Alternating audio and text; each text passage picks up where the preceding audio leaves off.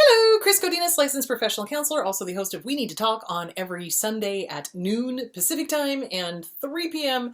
Eastern. This video is for educational and informational purposes only. The views and opinions stated herein are mine and mine alone. They do not represent the ACA, the APA, or any other therapist for that matter. And I am proud to be sponsored by BetterHelp, BetterHelp, betterhelp.com/Chris Godinez. They are an online counseling service, so they will hook you up with an online counselor in your state. They are all licensed. They are all master's level or PhD level, and this is great for people outside of the US as well. So if you live in like the UK or France or Italy or any place that you can get onto the internet and get to betterhelp.com/Chris Godinez, they will, have you fill out a couple of questionnaire things and then put you with a US therapist. So of course there's going to be a time difference, so you're going to have to try to figure out the time with the therapist. But yeah, so there it is, betterhelp.com/Chris Godinez. Alrighty then, I'll put that down in the description. Okay, so today's questions. So there were some left over from Sunday that I wanted to address. One of them was, can you talk more about the stonewalling? So the passive-aggressive stonewalling, ignoring, not talking to that thing that narcissistic parents sometimes pull on their kids. Yes, I can. So stonewalling, ignoring someone, activates the same centers of the brain as physical punishment. So it is very serious. So when a narcissist does that to a little one, they might as well just be hitting him because it's the same kind of intense abandonment, pain, etc. And it all flares up in the same area of the brain that registers physical pain. So stonewalling is done to control and to manipulate. That is totally different from going no contact. Going no contact is when you go, you know what? Thanks for playing. We're done. Bye-bye. Bye-bye now. Bye-bye. And then you just stop contact with them. What stonewalling is it's done intentionally. It is a manipulative act that passive-aggressive, because that's what most abusers are, passive-aggressive parents, passive-aggressive abusing spouse, boss, coworker, whatever, does to inflict pain and uncertainty in the target of abuse. So someone who is being intentionally ignored with stonewalling, it will last until you beg them, and then all of a sudden, well, fine, I'll deign to talk to you. And then they start talking to you again. With no contact, there is no contact. It's please stop contacting me, and if you don't, I'm going to file an order of protection, Very, very different. So it is used to manipulate, it is used to control, it is used to force the target of abuse back into line, to toe the line that the abuser wants, and it's just not a good thing. Normal, healthy people do not behave like that. They do not use things like that to inflict pain. They enjoy it. Remember, most of these people, when they get down to the point where they're manipulating, controlling, harming, hurting, they've slid into malignancy. They're dark triads. So they're like narcissistic, Machiavellian, control freak, and psychopath. So, and a lot of times with that, along goes with that is sadism. And they enjoy inflicting emotional pain onto people, especially kids. They enjoy it. I used to watch my dad's face, and he would get this smirk when he knew he was hurting us. So yeah, absolutely, they enjoy it, and it's scary. So I hope that answers that question. I had another question. Can you talk more about narcissistic parents and learned helplessness? So narcissistic parents, boy, that's kind of actually a bigger topic, but okay, here we go. Narcissistic parents will not ever allow their child to really grow up. They do what they can to hobble them, to infantilize them, to make them always try to, not be able to do it for themselves. Or the other thing that they do is they teach the kids that they don't have to do it for themselves, that somebody else will do it for them if they just play dumb enough, or if they just play helpless enough. So learned helplessness is somebody who could absolutely do something. So for example, my mother, okay, God love her, smart woman, she was smart, but she would play dumb when it came time to getting on the internet, booking hotels, oh, well, I need you to do it. I can't do it. Mom, you've been doing it without me. Why do you suddenly need me to do it? Well, I can't do it. It's too confusing. And it wasn't. It wasn't. And it was always when one of my sisters came to visit. It was never her alone. It was when one of the sisters came to visit. And then suddenly she was a 4-year-old and she couldn't do anything on her own. She had to have people do it for her. So that's learned helplessness, okay? So they've learned that if they play helpless, that people will rescue them. So, you know, go figure. There's that. So it's a way to manipulate and control. It's a way to get attention. It's a way to annoy the crap out of other people. So yeah, so that's learned helplessness. And then infantilization is where they hobble the child so that the child really does not know how to adult. So that's infantilization. So, which is also learned helplessness, but a little more serious. So anyway, okay, how do I deal with toxic siblings? Well, it's kind of up to you. If they're toxic, go no contact. If you were not related to these people, would you have anything to do with them? If the answer is no, go no contact. You're under no obligation to deal with them. Now, granted, flying monkeys in the family will be like, why aren't you talking to your sister or your brother or whatever? And at which point, you just have to not play the game. You know, it's like, if I'm not talking to them, I'm not talking to them for a reason. Thanks for playing. None of your business. Bye-bye. You know, and then you just go on with your life. So it depends on the severity of what's going on, what you're comfortable with. Some people are not comfortable going no contact. They do the whole, oh my God, what if, and then they live in a future that has not and probably will not happen. And then they continue contact and can't understand why they're miserable. So it really is important to, know what your level of comfort is. And if these people, if you were not related to them, would you have anything to do with them? And if the answer is no, act accordingly. You are under no obligation to have anything to do with anyone, any family member, any friend, any boss, any coworker. You know, it's like if they're toxic, you remove yourself from the situation, or you don't have anything to do with them, or you make sure you're in a different division or whatever. You do not have to deal with these people.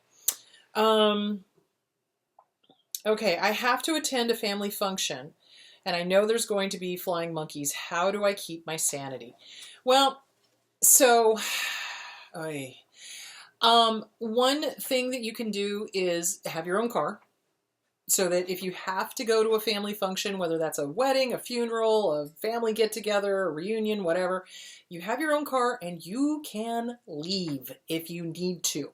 What I often see toxic families do, oh, no, Uncle Joe will pick you up and you won't have to rent a car. Well, now you're trapped. Now you're trapped at this family function that you really don't want to be at. So always have your own wheels. Always have your own wheels so that you can get the hell out of there. The other thing you might want to do too is bring someone with you or have an excuse ready to go. Gosh, couldn't get a dog sitter. This dog sitter can only watch them for 24 hours. We got to be back by Tuesday or whatever. You come up with an excuse, because if they're toxic and you're not enjoying this, then you don't have to stay the whole damn time. You can come up with an emergency, so yeah. You don't have to stay, guys. This is the thing I keep trying to get across to you. You owe them nothing. You owe them nothing. If you don't want to go, don't go. But if you do want to go, like if there's cousins or something that you want to see, or if it's a wedding that you want to support, or, somebody that died that you really loved and you want to pay your respects, go. But you're not at the mercy of these people. You have the ability to say no, and I mean it. And you have the ability to have your own car, and you have the ability to, sorry, I can't stay. Got to get back home. Got to go to work, or whatever. So yeah, you don't have to be at the mercy of these people. The other thing that you could do too is bring a bodyguard. So, bringing a friend that, can kind of hold your hand and remind you that you're okay and that, you don't owe them anything and hey, let's get out of here. So, you could do that as well. Okay. This is what I mentioned on Sunday. Toxic in-law wants to sit in on our couples counseling. Hell no. Hell no. So I see this all the time. I will be working with an individual or I will be working with an adult child, and the abuser will demand to be in on the session or to know about the session, even though the child that I'm seeing is an adult. And this is because Narcissists cannot stand not knowing what is being said about them. Okay? And half the time, we're not even talking about them. We're dealing with other things. So, yeah. So a really enmeshed couple, a really enmeshed person, kid, adult child, will have a parent that will not understand boundaries and doesn't understand that that is completely inappropriate. You never have anyone else sitting in on your couple session. You do not, ever. So, and if an in-law demands that, you bring it up to your couples therapist and you let them know what's going on. And then you two work through this so that you are a united front, so that this enmeshed parent stops. Or at the very least, you both go no contact so that this stops. So yeah, no, absolutely not. I am newly out of an abusive relationship and I feel crazy. Is this normal? Unfortunately, yes. What they do is they gaslight. They gaslight, they lie, they manipulate, they rewrite history, they get flying monkeys to rewrite history. You know, it's like if they think that if they keep repeating the same lie over and over and over again, that everybody's going to believe it. Unfortunately, once people start catching on, they don't. You know, but they think that if they can get their flying monkeys to all repeat the same lie that, you know, everybody is going to start believing it. No, a lie repeated is still a lie. It doesn't make it a truth, but in their crazy heads, they think it does. So what that does for us is that makes us feel crazy because then we sit there and go, wait a minute. I know the truth. I know what happened to me, but all of these people are saying this, or this person I used to love is saying this. So really, you've got to know your own truth. And yeah, we do feel crazy when we come out of an abusive relationship because now we're coming out of the fog. We're coming out of the fear, the obligation, the guilt, and we're seeing things for what it really is or what it really was. And it is crazy making. It is. And that's where you start working on your self-esteem. The Self-Esteem Workbook by Glenn Schiraldi, or You Are a Badass by Jen Sincero, one of the two. Boundaries, The Disease to Please, Harriet Breaker. Codependent No More, Beyond Codependent No More, both by Melanie Beattie. There's also one by Pia Melody. That's another one. So you work on boundaries, you work on codependency, you work on self-esteem. Then you get CPTSD from Surviving to Thriving by Pete Walker, and you start working that book like nobody's business because you're needing to work through all of the mistaken thoughts, mistaken beliefs, anything they shoved into your head, any of the negative stuff, any of the internal critic, any of that stuff. You got to start working through all of that. So yeah, we do feel crazy when we come out of it because it was crazy. And it's like they're the ones doing all this stuff, but they're projecting onto us going, no, it's you. You did this. You did this. You did that. You know, when I worked at the homeless shelter, there was an abuser there that was a child abuser. And, you know, the reading through the file as the person was abusing the child, this isn't happening. You're not seeing this. This isn't, but it was happening. And it was, you know, crazy making for the kid. Thank God the kid got taken away. But, you know, that's what they do. It's like they'll be the ones denying reality and trying to rewrite reality when it's not reality and they're magic thinking. And that's where the psychosis comes into. I mean, they're psychotic, they're crazy, and they're dangerous. Okay. I feel so lonely now that I'm out, but I want to reach out to my abuser. Why am I doing this? Well, think about it.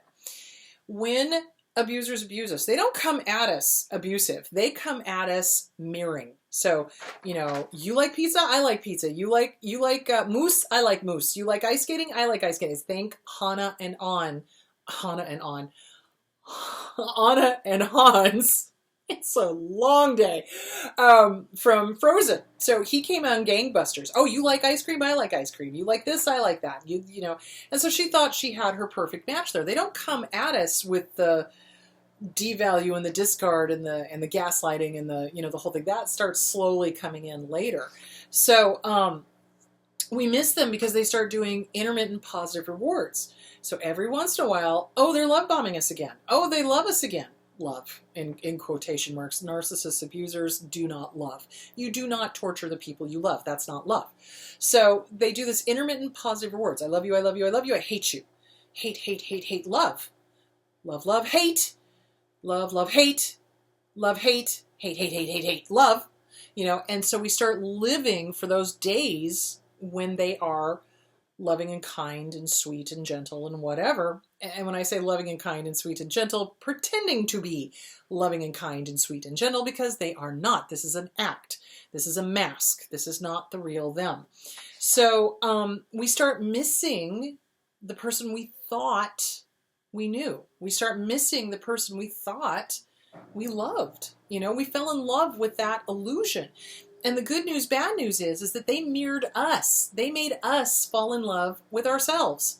So really, if you could take that from putting it onto another person and put it back onto you and love yourself, self-esteem, that would be great. So yeah, and it's addictive. That's the way we train dogs, is we don't give a treat every single time we train a dog. We give a treat every third time, every sixth time, you know, that kind of thing. And so the dog pretty soon starts waiting for those days when, you know, they get a treat. And so, you know, oh, am I going to get a treat? Am I going to get a treat? You know, and it's very addictive. It is very addictive. That's what they do in POW camps to make the prisoners compliant.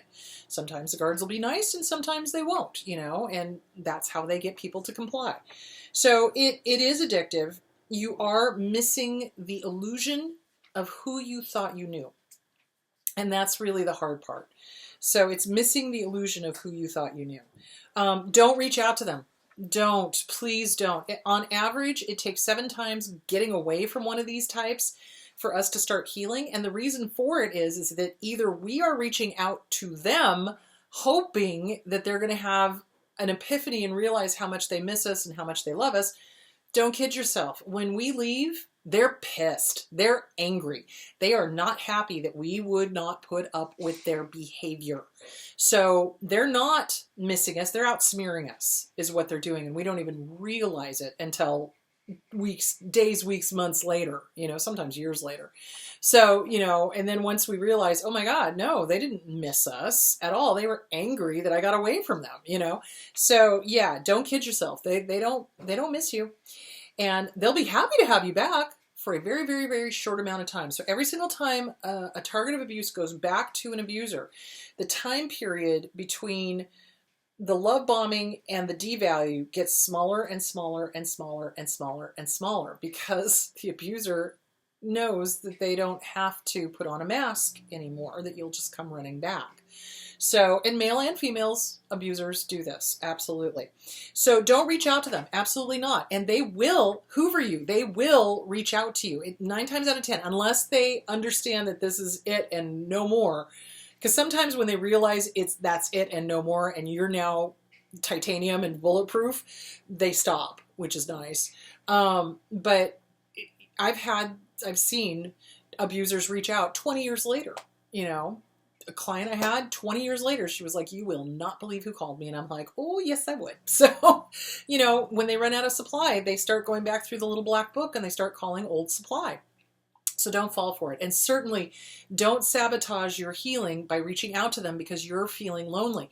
You are literally withdrawing from the high of the intermittent positive rewards. It's the same thing with drugs. It's the same thing with meth. It's the same thing with heroin. Feels good, doesn't feel good. Feels good, doesn't feel good. And that's what the addiction is. So it really is an addiction to the intermittent positive rewards. So really, you just got to tough it out. Get a therapist, work through it, remind yourself of every rotten thing that this person has ever done to you. Like seriously, write it out. Write it out. What did they do? What did they say? How did they lie to you? How did they gaslight? How did they harm you? How did they keep you up at night? How did they isolate you from family and friends? How did they fill in the blank? So remind yourself, and then you put that somewhere where you can see it. And other than that, you start working on you, because you've got to get through that addiction to the intermittent positive rewards. That's not a normal, healthy relationship. Healthy relationships kind of go like this. That goes like this. It's like bipolar in a way. It's like manic, depressed, manic, depressed. So high, low, low. So, and that's not normal. That is not normal. So what you want to do is start working on yourself. Get with a good therapist. Get with a good trauma therapist. Start doing somebody who does EMDR or EFT, CBT, cognitive behavioral, or dialectic behavioral therapy. Any of those are great therapies, modalities. So start working on you. Start working on you. Write out every rotten thing they did to you. Put it somewhere where you can see it so that when your mind starts going, but I'm lonely, because you are, you know, and you're withdrawing. You are. And your mind is looking for, well, where's that person that was so important to me? I'm lonely. I want to talk to them.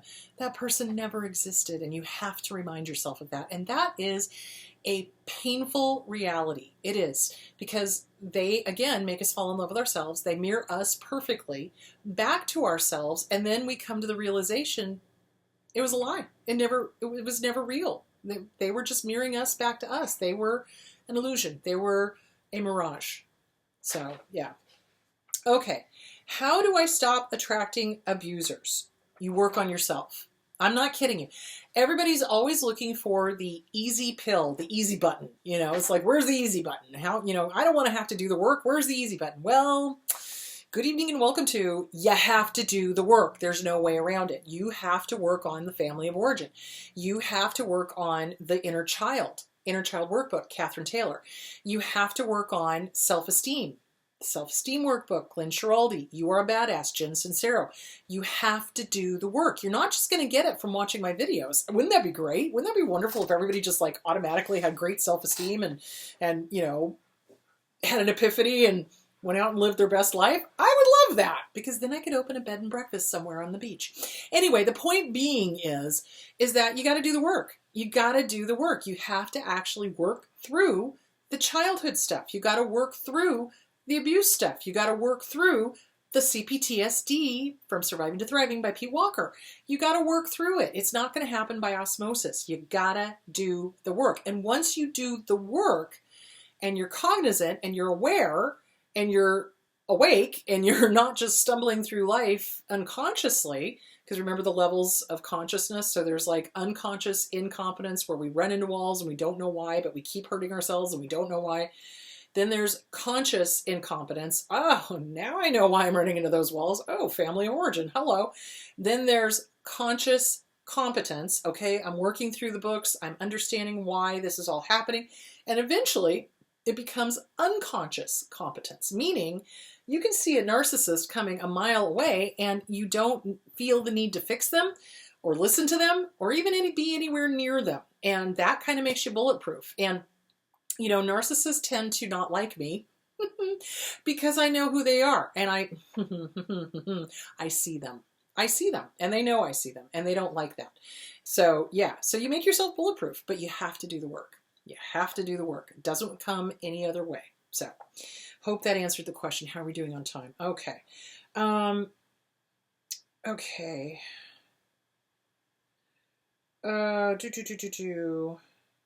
Why do targets go back to abusers and then get mad at family and friends who tried to help them? Oh, that is the heartbreaking part. So, generally, targets of abuse have been groomed. They have been groomed to be codependent, and they have been groomed to tolerate abuse as somehow normal behavior. So when a target of abuse gets away from an abuser and the family and friends are like telling them, look, we don't like this person. They're dangerous. They're doing this. They're doing that. We see them lying. We hear them lying. We see how they're treating you. Please, please, please stay away from them. And then the target of abuse gets that phone call from the abuser, the Hoover. Oh, baby, you know, I'll change. It'll be different. I'll go to therapy. Never go to therapy with an abuser. If you have ever been verbally or physically abused by an abuser, never. Listen to me now, believe me later. Never go to therapy with them. They will take whatever you say in therapy and use it against you. It is dangerous. Please don't do it. So they'll say, oh, baby, I'll go to therapy. We'll go to therapy together. We'll work on this. You know, it'll be better, blah, blah. So the target, wanting desperately to get back to that love bombing that I talked about, that mirroring of the self, goes back, you know, bright-eyed and hoping for the best, and maybe this time it'll be different, etc., etc. The abuser gets them under their thrall, and the fog sets in, the fear, the obligation, the guilt. And now this person is acting on a level of a child. And the abuser is manipulating, controlling the narrative, lying, isolating them, and smearing. They are smearing the family and the friends who badmouthed them or who told the truth like nobody's business. And because the target of abuse so badly wants the approval from the abuser, they'll go with it. So that's why that happens. And it's kind of to be expected until the target of abuse really gets help, really gets out, and really starts doing the work. Because otherwise, they're just going to keep going back to the abuser. This is one of those cases where they go back and they go back and they go back and they go back, and eventually they end up dead in one way, shape, or form. You know, the abuser wants their target dead. Let's get to brass tacks here. They want their target dead. And in order to achieve that, they have to cut them off from anybody who sees the abuser for the abuser that they are. So, yeah, I hope that answers the question. And it's inner child stuff. It's inner child stuff. What's going on? How old are they? How old are they acting? Whose approval are they trying to get? What's going on? So therapy is needed, absolutely. How long does it take to get over the abuse? Well, a lifetime, really. But think of it this way.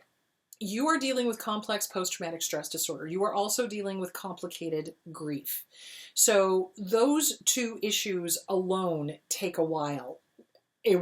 It's like, seriously, like about 3 years, 3 to 4 years, seriously, because you're dealing with, you know, and especially it's heartbreaking when you see kids dealing with an abuser who dies.